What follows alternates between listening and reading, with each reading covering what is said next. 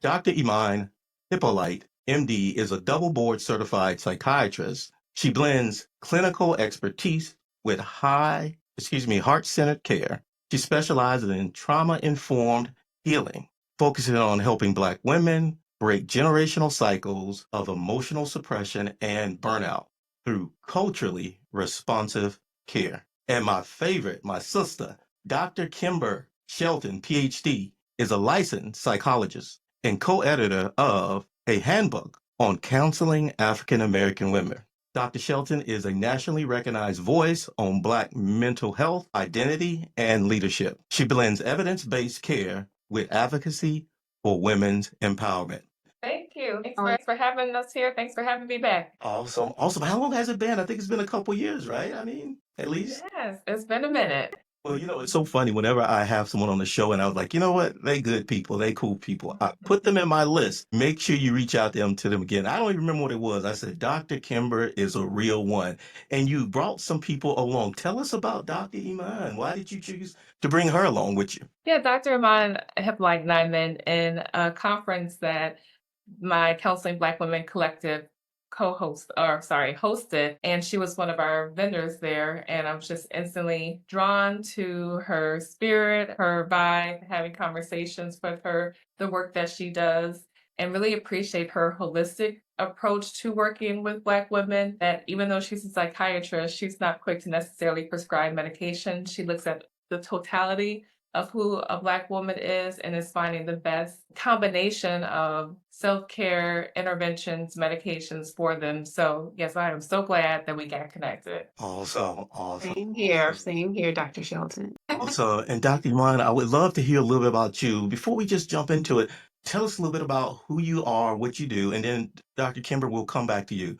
Dr. Iman, tell us about who you are. Hi, I'm Dr. Iman Hippolyte, and I am a double board certified psychiatrist. I'm boarded in adult psychiatry as well as child and adolescent psychiatry. And I have a private practice where I specialize in caring for high achieving Black women. And my focus of treatment is on high functioning anxiety, high functioning depression, and professional burnout. And I am very passionate about advocating for the health and wellness of Black women and children and families. And I've been in this space for 20 years now. And it's just exciting to be a therapist and a psychiatrist in these times where we're actually talking about mental health, mental wellness, and the stigma has greatly lifted. Even though there's work to do, it has greatly lifted just in the years that I've been a psychiatrist. And so I'm excited about that. Outside of work, I am a self-care guru, self-caring for a long time. And so not only do I not only do I talk it, I walk it. I practice what I preach. And so I live in Atlanta. I'm licensed in 19 states, and I love living well. My nickname is Soft Life MD. Awesome, awesome. Dr. Kimber, tell us about you. Tell us about the work you do and where you practice. Yeah, I'm a licensed counseling psychologist, and my practice is in Texas, so I can see anyone in Texas. I work virtually. My specializations are cultural diversity. Probably 85% of the clients I see are Black women,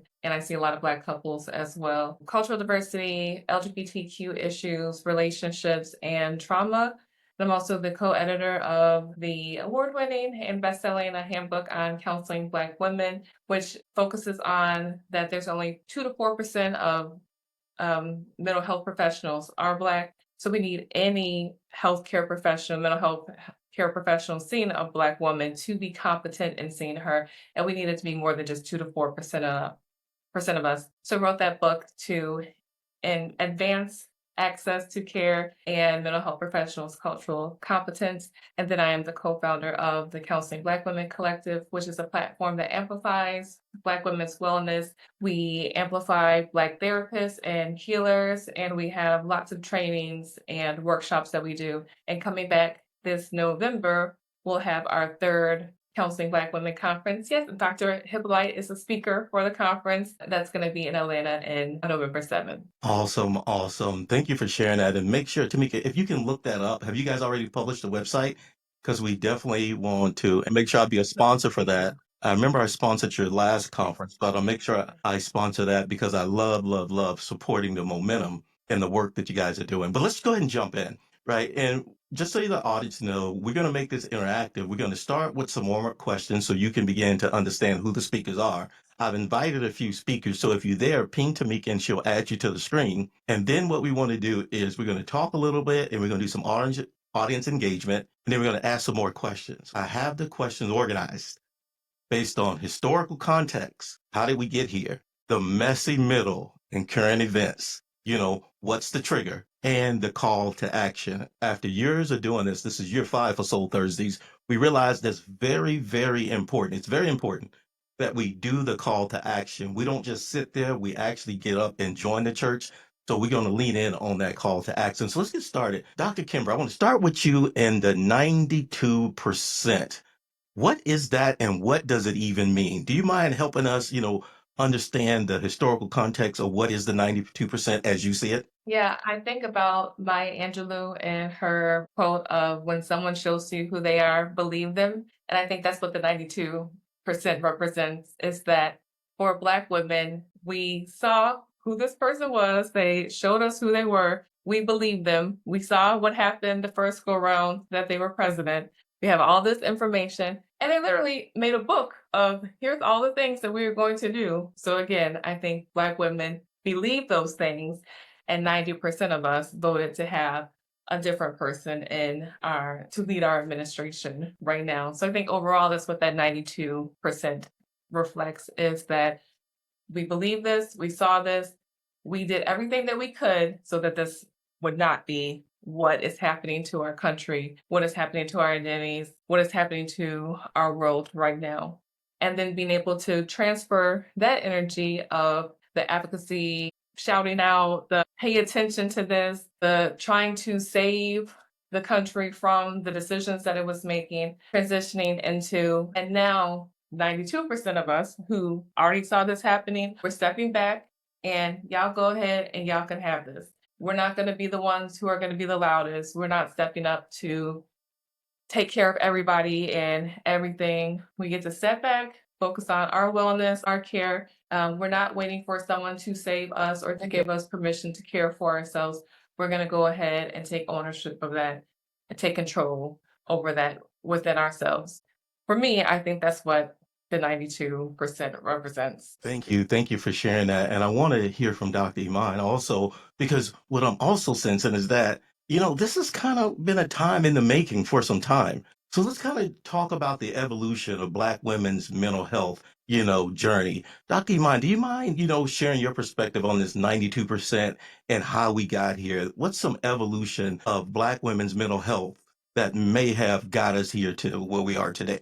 I think if we look at historically how Black women have been groomed, how we've been conditioned, and oftentimes we are identified as the strong ones, the leaders. And so there's the mammy trope, the caretaker, there's the strong Black woman as well. And while those were developmentally helpful, they were adaptive, throughout our history, we're now finding ourselves in a position where those tropes, those ideas of us, those concepts of us, either internally or externally, as we're seeing, are no longer serving as well. And so even up to today, we oftentimes are the ones that have the loudest voices, the most consistent voices, the ones who are most consistent in the fight. And oftentimes we are not recognized for that. And so I think part of this 92% movement is we did our job, we did what we were supposed to do, we showed up. Others did not do what they were supposed to do. And so again, people come to us oftentimes to clean up their messes. And we're saying, no, actually, we're not. This is your mess. We need you to own it.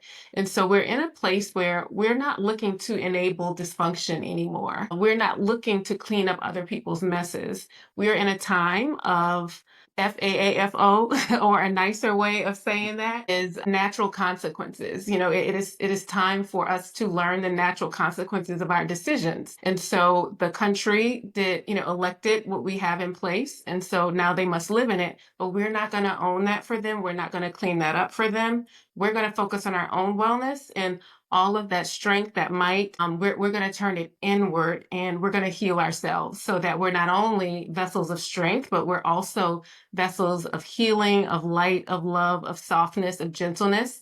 And so it's time for us to turn our efforts around to our own selves and our own care. Also, mess around and find out is what I say. That's what I heard as she was talking, and I love it. But I'll be honest, I was a little confused. I'm like, wait a minute, what do they mean about we're gonna focus on ourselves? What do they mean? And I started asking people, and tell you what I learned. I've learned, as Malcolm X said many, many years ago, you said you got the left doing one thing, the right doing one of the things. The young folks said he playing in our face, right? They said we won't help, we won't change, we won't help, we won't change. And what they do is they like to find the people who are most passionate. The hardworking people, they say, come on home, girls. Can y'all help us out? Can y'all really, really help us out? Do that thing you do, right? And what happens is we begin to do the work. So when I began to dig into it, I was talking to a friend and they were saying, hey, I'm chatting with these people, white liberals. And she was just talking and accidentally it came out. She's like, we done. We ain't helping y'all. And it came out so aggressively, so finite. She kind of paused. She's like, wait a minute. I think I hurt this person's feelings. And she said, do you think I did something wrong? I said, I don't think anything wrong. I said, because what was in you needed to come out. This frustration of the people who doing the talk, they talking about it, whatever, whatever. And I love, love, love how sisters get the work done. And sometimes you don't see it. Think about mama, think about grandma. They do the work, they make it look good, and you don't see it. So for the people who are like, well, I don't get it, I'm telling you, when the sister said, we are done, I can respect and appreciate that. Dr. Kimber, I want to kind of, in response to that, I want to kind of hear about, your take on this, right? How has this expectation influenced Black women's approach to wellness and self-care? And what are some ways Black women can begin unlearning some of these unhealthy mental health stigmas that have plagued and been passed along for so many generations? Yeah, and appreciate that question. And to the piece of what you were just commenting on, I think a part of this too is that Black women were just tired of participating in this game that we didn't create and isn't for us, and that we ultimately are not going to be able to win. And that we see where Black women are brought in to take care of something or to solve something. And when we come into those positions and corporate America or academia, then we're coming in to solve a problem, but not given the resources or the support that we need to be able to do the work. And now we have failed and we become the scapegoat or the blame for that problem. And again, us rejecting that, resisting that. So not even participating and playing a role in that game. But to the latter part of the question that you were asking in terms of unlearning these dynamics that keep us from focusing on our self care and our wellness, I think education is very powerful and they keep trying to erase our history and that we need to keep being the storytellers of our histories. And in the storytelling of our history, yes, Black women are strong, Black women are competent, Black women are resilient. However, we have to understand how that came to be. And Dr. Hippolyte was acknowledging that and commenting on that. One, just as people of color, we do tend to be more collectivist, where our values are on our communities, on our families, the collective good versus the individualistic or the very specific goals of what this country is founded in. So that can put us in contrast with our environments. But for Black women being so strong and being resilient and being the leaders of community, that have been forced to be the leaders or the backbone of the community, that enslaved Africans, where your family could be divided and Black men were taken away from their families, then Black women had to be the community. They had to hold things together. And enslaved Black women, they didn't get PTO, they didn't get maternity leave. So they had to complete their tasks while they were also taking care of their children. And the way to do that was to have community with other Black women, of being able to have kin care, to have extended family, to have a community around you, to have that village to take care of children. And outside of slavery, then Black men just got re-enslaved in the incarceration system. So again, Black women having to step up and be the leaders of their community to keep their family together. All those things being birthed in trauma, as Dr. Hippolyte was saying too, that we have the resiliency, we have the strength, but it's coming from trauma, that we have to do these things. So a part of learning that strong Black woman schema, which in many ways has been helpful and productive for us and is better than some of the other stereotypes. I know for myself, me identifying as a strong Black woman, definitely helped me overcome a lot of things and be as successful as I am. But it also denies my humanity. It denies our reality. It denies our racial experience. So, a part of unlearning that is understanding our history and allowing ourselves to be vulnerable and to shift away from that. And thinking that our grandmothers, our great grandmothers, they could not engage in self care. They had to work, they had to be productive. That was for their survival. Our mothers maybe did not focus on their self-care and wellness because it was true. They did have to work twice as hard. They did have to do twice as much if they were going to earn what is given to white mediocrity. So that we can be in a position where we can focus on our wellness, our self care, our self compassion, our self love, our liberation. So, understanding our legacy and how we got to this place, I think really can help to inform how we unlearn those patterns and how we remove ourselves from these things that are, again, birthed in trauma, white supremacy, patriarchy. I love it. As you were speaking, I was like, wow, that is a lot of history. A lot of history. She took us on a journey of the history of this thing in like one response. I'm like, I got bell hooks, in the back of my mind. I got, taking care of, y'all gotta understand, I'm gonna say what other people can't say, right? Taking care of white folks' kids in the back of my mind, being the strong backbone, helping the liberals out only for them to run with their tails in between their leg, when things hit the fan, and then all of a sudden been put in these situations. And I'm just saying, Dr. Kimber just broke that down. She took us on a journey. We got to get this replay going because I can't wait to listen to it again.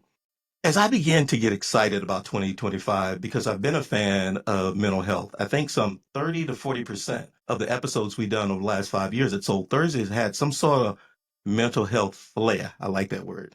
But it had some sort of, lining to mental health.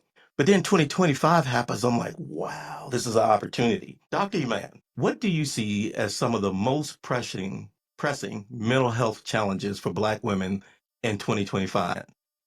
How does racial and gender bias in the healthcare and Black women's access to mental health support or make this situation more challenging? Okay, so I think to answer the first part, like, so what are the barriers, the challenges to Black women accessing mental health care? As the trivia, one of your trivia questions, a big part of it is time. And a lot of it is very challenging for a lot of us to find the time. But even before we get to time, oftentimes it's the ideas that we have around help seeking and the ideas that we have, the stigmas that we have internalized about getting care. So we still, while it has improved, oftentimes it's the internal struggle. It's having the self-awareness to know that what you're experiencing does not have to be the case. What you're experiencing, even though you might see a lot of others around you also experiencing it, does not have to be your experience. So we've oftentimes internalized stress and, we, booked and busy. There's this glorification of busy, or there's this idea of, I'll sleep when I die. Just these ideas around productivity. And we are oftentimes associating our worth with what we are producing, our worthiness with what we're doing for others, how much we're working. And so oftentimes those concepts can get in the way of actually us getting care because we look very functional, like we look extremely productive, and we are extremely productive. But the flip side of that is that productivity is occurring at the expense of our mental health, which then triggers issues with our physical health. And so we have to, even though we're culturally used to seeing, Black women just in all the spaces doing all the things for everyone, we have to challenge the notion of that and recognize that we are worthy of rest. We are worthy of wellness, and walking around chronically stressed, with things getting on our nerves and just on edge. I mean, like that is not healthy, and that does not have to continue to be our story. And so a lot of it is just what we've normalized as a culture and what has been projected onto us. We can choose to a different path. And so one of that is stigma, another is our our concepts about, what wellness is. We're relatively new to this. Words like healthy boundaries and self-care, self-love, we have as a people don't fully know what that is because we've not had the luxury to take the time to actually explore that. But the good news is that there are more resources out there and we can, and there are more therapists and mental health providers that look like us. And so we can have better experiences and we can choose to be the first in our family. We're so used to being the first of things. We can be the first ones in our family to get the care and to break the generational patterns. And so I'll just say that the biggest part of, I think, accessing mental health is awareness that there are things that need to be addressed and those things are treatable and there's room for growth, there's room for evolution. Do you see any Yeah. barriers or any gender bias or racial biases that, the people who decide to lean in and do it may run into that they should persist on and keep going? Sure, sure. I'll say one big one that there's starting to be increased attention to is irritability, that angry Black woman. So oftentimes people comment on Black women, why does she have such an attitude? Like, her, oh, and don't want to deal with her. And so oftentimes that's just written off as that's just her personality or that's just how she is. That happens in healthcare too. When Black women present with depression, oftentimes our depression doesn't look like the textbook definition. Sometimes it's not the sadness or it's not the tearfulness. Sometimes it is irritability. And so oftentimes when we present expressing symptoms the way we do, no one asks what's going on behind that. What is the story? What is she experiencing? How is she feeling? And so oftentimes when we present with feelings, they're dismissed or they're not given the care, the attention, and that happens in healthcare too. And so oftentimes when we do get diagnosed, we're overdiagnosed. And so irritability is looked at as bipolar when it could just be simple depression or stress. And so there's an issue oftentimes with our symptoms not being picked up, but then when they are picked up, we're given higher, more severe diagnoses that leads to sometimes inappropriate care or excessive use of stronger medications. And so there are a lot of implications for that. And so yes, there definitely are challenges, but that is the beauty of having more Black providers. There's also the beauty of cultural humility, like what Dr. Shelton teaches in her book in terms of teaching, no matter what background you're from, how can you be a more culturally aware mental health provider, providing more culturally attuned services. So that is changing, and I'm grateful for that. And it's an exciting time to be a therapist and a psychiatrist as a result. I love it. I'm glad you said it because I can feel the excitement. Dr. Kimber, if you don't mind, tell us a little bit about many Black women may experience workplace burnout due to the feeling or the need to prove themselves. And how can they begin to do some of the stuff that Dr. Human is talking about, such as these new words of boundaries or prioritizing their own health and well being? Yeah, and again, I think it is being able to separate ourselves from those ideas that our worth and our values and our productivity, and that being hard too, because although that is hurtful and it is in many ways actually killing us, it is one of the things that has helped us to grow or to stretch ourselves. So being able to separate ourselves from that can be hard, but when we don't separate ourselves from that, not only are we expecting ourselves to do the most, we are also setting ourselves up for others to expect us to do the most, or they're already putting that on us. So walking past this person's office to come to our office to say, hey, can you do this work? Because you do such excellent work and I know you're going to get it done and it's going to be perfect. So I'm going to bypass John over here and come to you to get this done. But it sets us up then where we're overworking or we're doing the most and we're experiencing that burnout. And I think it's really challenging for Black women who are experiencing burnout because burnout, just like depression or anxiety, doesn't necessarily show up for us in the same way. I even think about my own life where I had this beautiful CV. I used to live in Atlanta, beautiful CV of all the things that I was doing when I was in Georgia. And now I'm in Texas. I came to Texas and I'm like, I just can't get myself moving. I can't do the things that I was doing before. What's wrong with me? Why can't I get myself moving? Why can't I get myself going? Why can't I accomplish the things that I was once accomplishing? And it took me a long time to realize, oh, you are experiencing burnout. You are fatigued. You have compassion fatigue. But it took me a long time to recognize that because it wasn't the stereotypical what burnout looks like. It was feeling like a failure, feeling like I wasn't doing enough. On top of, I gave birth to twins. I wrote 2 books during that time period. I had a full practice, yet still I felt like I wasn't doing enough and I was a failure. So even being able to identify burnout is really important in an assessment of what we're doing with Black women. Sorry.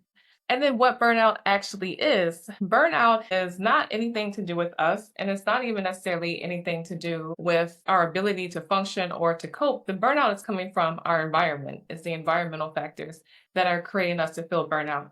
So we are being overworked. We're not getting the appropriate compensation for our work. We are not getting acknowledgement for our work. We don't have the resources to support the work that we're doing. That fatigues us. I can't keep doing this. I can't keep making the most out of nothing. And if I'm not in this role, if I had more support, those experiences of burnout, those symptoms of burnout will go away. But being in that position where we don't have the resources that we need, then we're experiencing burnout. So to be able to identify what burnout actually is, and it's an environmental, it's a workplace issue, it's a situational issue. If we're not in that situation anymore, then those symptoms of burnout alleviate. So sometimes that may be, I need to find a new job. This place is not going to support me anymore. But that's not always practical. We need insurance. We need that paycheck. So we need to stay there. And then having to set different ways of healing and recovering from that burnout, which could be you have that PTO, you have that time off, using that time off. You have it for a reason and being able to use that time off. I don't know how many people I work with who I've got 3 months of PTO because I haven't taken a vacation in 3 years. Why? Why do you have 3 months to take that vacation? You need to be using that. And there's this phenomena, especially with women, where we feel like we have to earn our vacation. So before we take that time off, we're actually working more and doing a lot more before we take the time off. Whereas men, they work and then they take their vacation. So I think that's just a concept that women have to switch, that we don't have to earn more time off, or we don't have to earn that vacation. We have it available, being able to use that. And then there's these other things of starting to question the system. So being able to ask why, to be curious, to wonder. When you bypass John to come to me, I'm wondering what made you come to me? Because I know you're going to get this done. Okay, does John need the opportunity to get that done? So we can start to bring up these questions to ideally be able to change the system that we're in and to question why these things are being given to us, or how come these expectations are landing on us to try to reduce our burnout. And unfortunately, still for many Black women, it can feel like it's a luxury to be able to take that time off or to even have that time to take care of oneself. So we can also do these small things of making sure that we're taking our breaks. I'm originally from Buffalo, and I was always amazed that the smokers, it was minus 10 degrees, but they took that 15-minute smoke break and they'd be out in that cold. So we need to have that sort of mentality of, I am taking my breaks, I don't care. So taking those breaks, getting up from your desk and eating somewhere else, going outside for a walk, getting that vitamin D, drinking water, closing your door if you need to. What are the small things that you can do to help to get yourself calm, to re-regulate your nervous system, your breathing? What's the music that you can listen to? Anything that can calm you down or create more centering and grounding in your life in those moments. Awesome. Thank you for sharing that. What I want to do is pause before we go to the call to action and what's next. So, Dr. Eman, Dr. Kimber, be thinking about your call to action. Be thinking about your workshops coming up, your live stream, your book. Tamika's already shared in the chat your book, how the audience can follow you or how they can get help if they're not in the area that you service. Let's take some questions from the audience. And I'm going to go with Jay first because I know she always got a question. Jay, I'm going to spotlight you because, as they say, stay ready. You don't have to get ready. Jay, what's your first question? Jay, what's your initial thought? What's your observation? What question do you have for the speakers or for the audience, listening as well? One is, first of all, I gotta say this. I love this soft light MD. I love that. And then Dr. Kimber, when you were talking every time, I couldn't figure out I just need all the words because it's so validating, right? And it's letting you know, it's like back in the day when you would walk into a room with another Black person, we responded a certain way and then it went away. And then honestly, even though we may not be happy with the outcome, it's back in every generation like that. So what are you seeing, even as you're saying this time and this shift and this awareness, when you talk about the barriers, like the people who are still kind of stuck about this movement, about the place for self-care, about this shift? What is the thing that's keeping them stuck? And what are the things that you're being able to do to kind of like help them break free? Because, some people we can sit on the sidelines and watch an amazing season and still miss out. So how do you shake the stuck ones past that moment? Yeah, that's a great question. Yeah, there's 92% of us, but that means then there's a other section that still And some of us live among the eight. that hasn't come along the way. But I think that question that you asked, what's going on with them or what's keeping them stuck? And I think a lot of times what keeps us stuck is our traumas that we're experiencing. And so that makes me curious then, what is the trauma or how is that trauma impacting you? Because one thing trauma does is it takes away from our creativity and our imagination. And we're in that survival state, we have to be very rigid and very inflexible, and we have to cope in a way that even if it's not healthy for us, it's what I know. And what I know is patriarchy means this, or if I do this, then I'm going to get this result. And to step away from that can feel too scary or intimidating. So I think a part of it is recognizing what someone's trauma is, and then being able to engage with them in a way that we can start to heal that through increasing their imagination, increasing their creativity. So a lot of times what I have people do is just writing about their stories and writing about their experiences, which can help them to be more creative and start to unlock that rigidity and that inflexibility. And then we see in their stories, we can see these narratives and these scripts that were not theirs and that was not written or designed for them. And then we get to go back and re-edit a story and script that is more for them. Again, unlocking them from that trauma and helping them to be able to move more freely again. And that it's okay to be uncomfortable with that. It's okay to be unsure about the risk that we're taking to move towards our healing. We can survive through that discomfort as we are allowing ourselves to renorm to this place of health, wellness, liberation. We can survive through that discomfort. Okay, I love that. One thing I like, I would love to hear Dr. Iman's response to that as well. But as I was thinking something else, that a quotable moment, Dr. Kimbrough said, question the system. Question the system. I love that statement. And I love that statement because, a piece I've been working on is Ignorance is Bliss. And eventually I'm going to read it, but ignorance is bliss. And it's just like, I see people who just like, they just walk like zombies, right? And men, women, people, they just walk like zombies through the world. And I love Dr. Kimber. She says, question the system. Why did you walk past the lazy person over to me, the hardworking person, to give me additional work when you know I'm already overloaded? Yeah, I realize I talk to people, right? I'm already overloaded, but you walk past, lazy John over there. To me, doesn't he need an opportunity? Man, what are your thoughts about Jay's question of getting people unstuck and not just sitting on the sidelines? Yes, for me. Yes, yeah.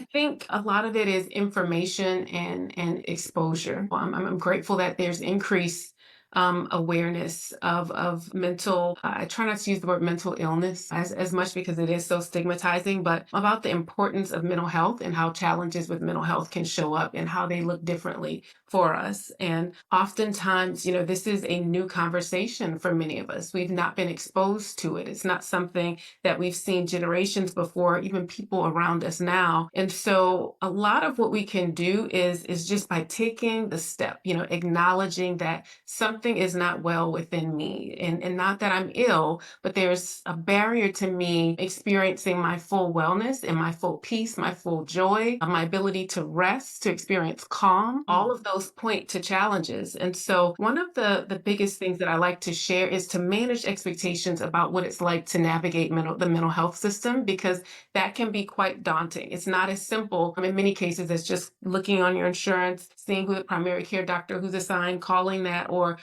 looking on the directory to see who accepts insurance, or asking a friend before a primary care doctor, calling, making an appointment. There's a lot more challenges in accessing mental health. So one of the biggest things is not waiting until it becomes illness, challenging that notion that we have to wait until we're absolutely burned out, needing to go on disability, God forbid the thoughts of like not wanting to live anymore, or needing to be hospitalized. Like there's a prevention, there's a preventive approach. And oftentimes when we act sooner and earlier, where, gosh, there's a disruption in my peace, as opposed to I am stressed out, burned out, and I got to quit my job.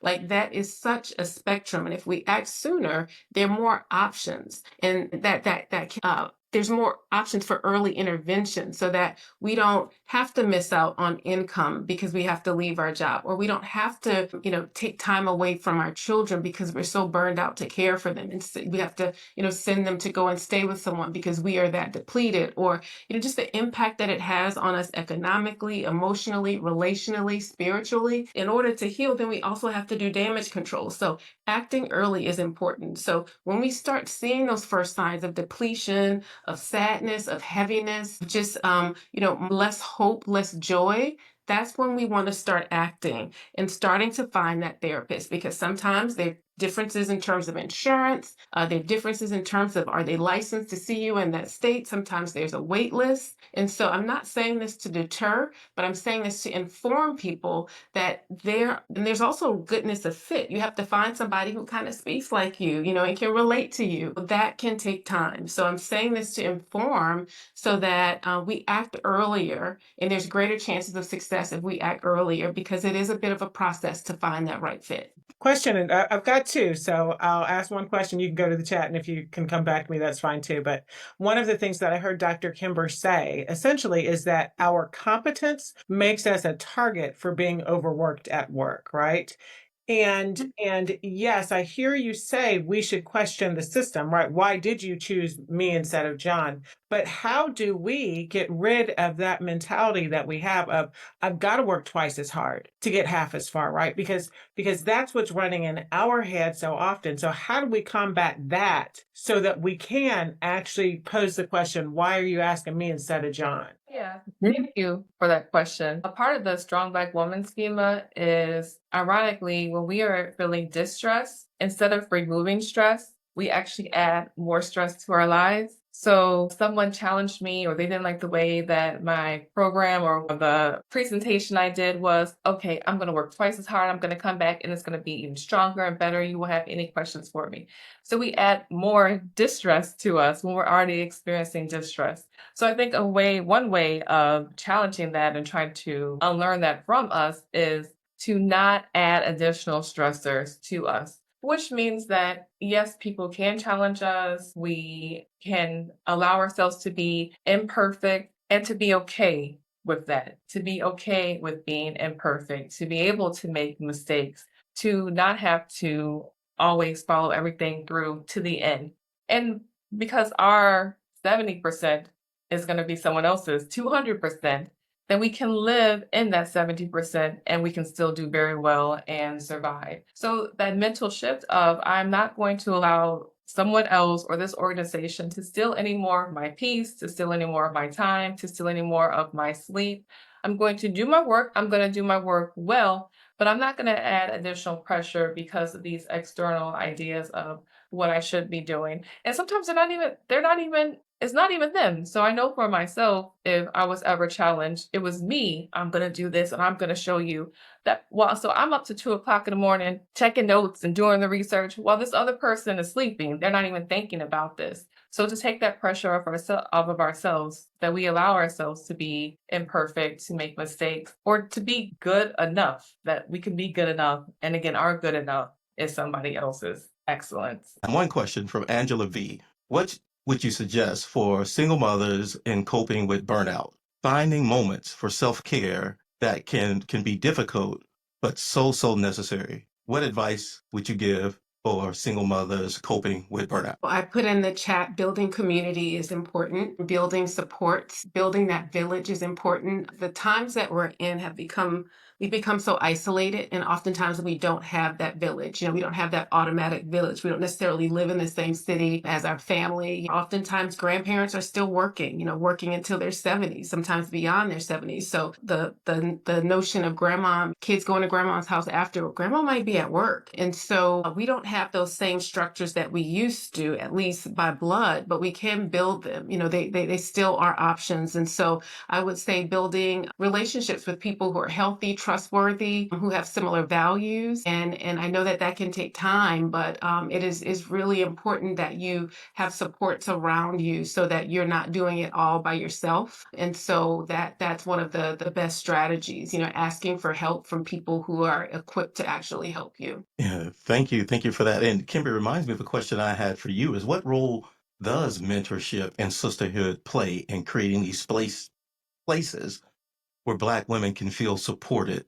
and in wellness and support? Yeah, I think it plays a significant role. So I actually did a study that looked at supervision between Black women and non-Black women supervisors versus Black women trainees and Black women supervisors. And although all the supervision was good, there was something that was qualitatively different about having supervision from another Black woman who understood the experience of graduate school and what that meant and to become a psychologist, who they didn't have to mask or police their tone in ways that they were having to do with white supervisors and having to code switch. And they could be more relaxed in that environment. And something, even within my own training, having been trained by Black women psychologists, is being able to get permission to just be and to be good enough and that be okay. Whereas before I had never had that permission.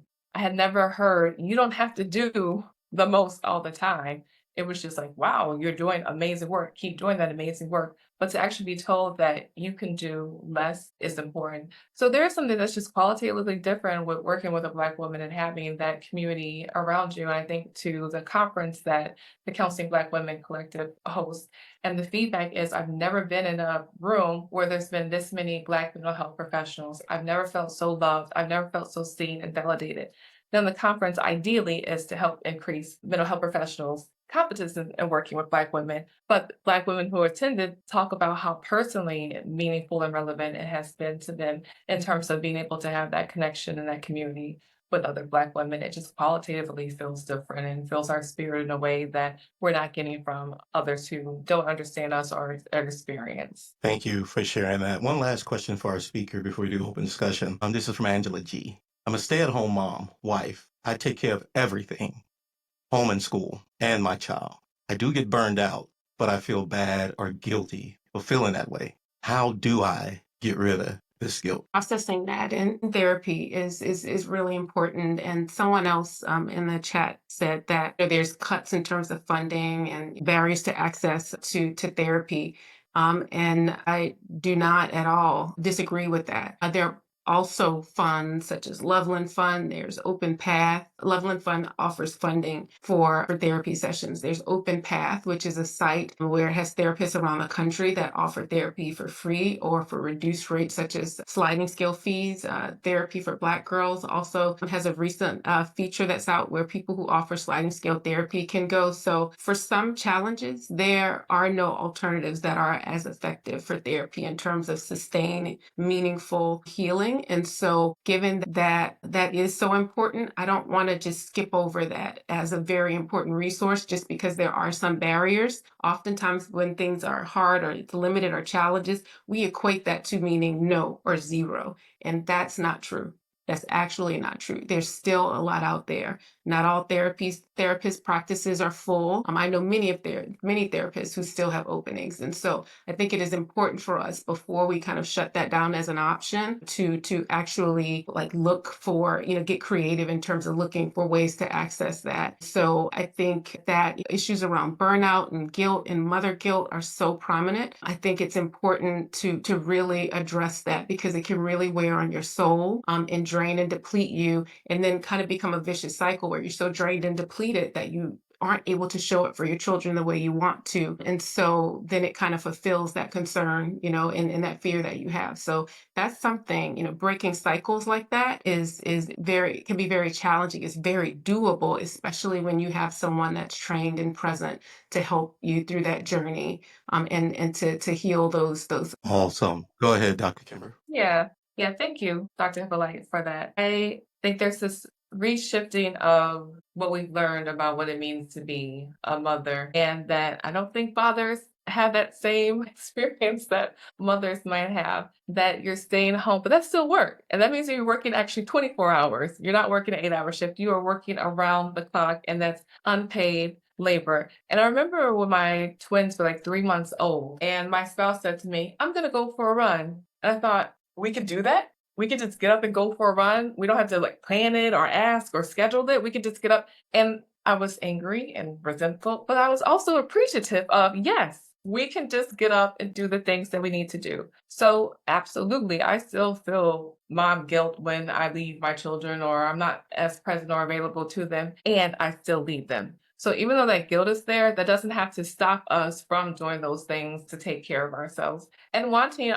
my children to see something different. Because I never saw my mother hanging out with her friends or just enjoying a bath or listening to her music, just being by herself. I always saw my mother working and being productive. And I want my children to see something different. I want them to see mom taking care of herself. Mom is not always available to me at my convenience. So even when we have that guilt, still do those things that you need to do. And it will make people in our lives uncomfortable, but they will survive through that too. Dr. Kimber, if you can begin to kind of wrap us up, what's your takeaways, your call to action when you begin to look at the future of Black women's wellness and mental health and healing beyond 2025? What are your hopes? How can people follow you, support you in the work that you do? Okay, well, let me say shout out to Dr. Hippolyte, who, because of her self care, she said, I will do this. How long is it? Because I need to get to bed. So that is why she got off to go take care of herself and do her bedtime routine. So just shout out to her. And I think that is just actually great practice and demonstration of I'm taking care of myself. I told you I had this much time and now I'm out. So appreciate her for that. And that can be her call to action. And that can be one of the call to actions of you set those boundaries and then you maintain your boundaries. For me, my focus is on us not being strong Black women, not even so much of us living a soft life or what our best life is, but for us to have a liberated life.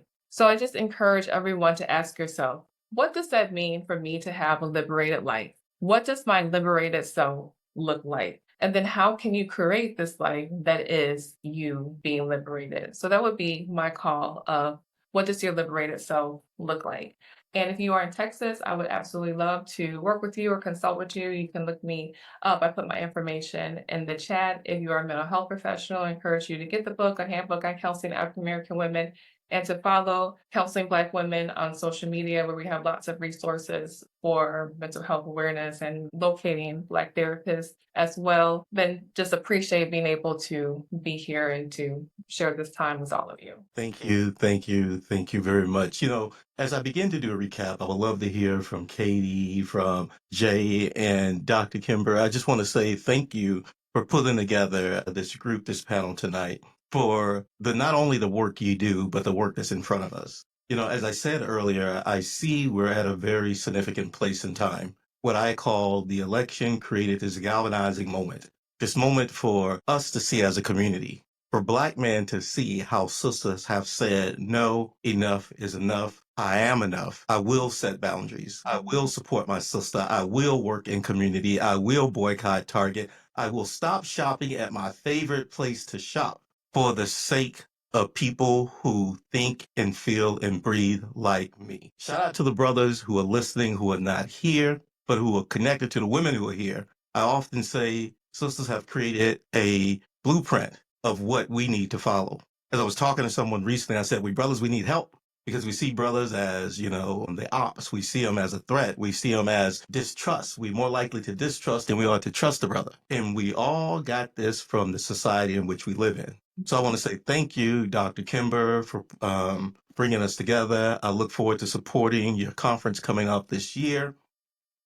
Jay, any thoughts that you would like to share as we begin to wrap up? It reminds me of something my mom always said, and I understood the words, but they hit different now. She said a woman should always pray, a woman should always praise, and a woman should always pamper. And she said, if you looked up and it's out of balance, either one of them, then you're not living the life that as a woman you're designed to live. And that pampering part, I won't lie, has been a struggle for me. But now I get it. You won't live long as a Black woman, as hard as we work, if you don't learn how to embrace that. and it keeps you, soft, kind, brilliant. Thank you, Jay. Katie, any words from you? I know you had another question in the chat. You mind sharing your thoughts about that question or any thing you would like to do to? I did mention in the chat just the importance of moms demonstrating self-care, of moms actually thinking about what is the legacy that they will leave to their child around what it means to honor yourself and value yourself, not just so that you can serve other people, right?